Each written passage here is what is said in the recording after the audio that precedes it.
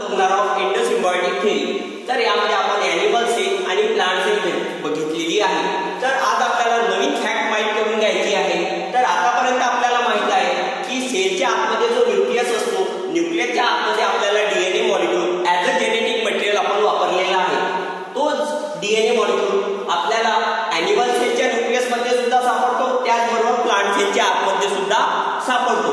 पण आज आपण एक नवीन गोष्ट शिकणार आहोत की हा जो मायटोकॉन्ड्रिया आहे, जो की ॲनिमल सेल आणि प्लांट सेल मध्ये प्रेझेंट आहे, याच्या आतमध्ये सुद्धा आपल्याला डीएनए मॉलिक्यूल पाहायला मिळतो। याच्या आतमध्ये सुद्धा आपल्याला डीएनए मॉलिक्यूल पाहायला मिळतो। हा जो डीएनए मॉलिक्यूल आहे याला आपण मायटोकॉन्ड्रियल डीएनए म्हणतो, मायटोकॉन्ड्रियल डीएनए म्हणतो।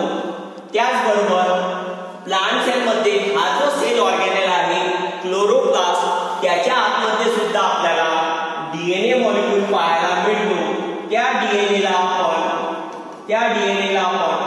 क्लोरोप्लास्ट डीएनए म्हणतो, क्लोरोप्लास्ट डीएनए म्हणतो।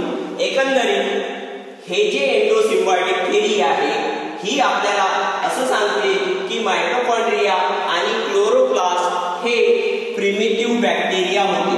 Primitive type of bacteria like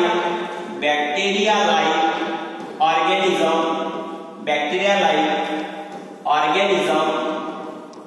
होते।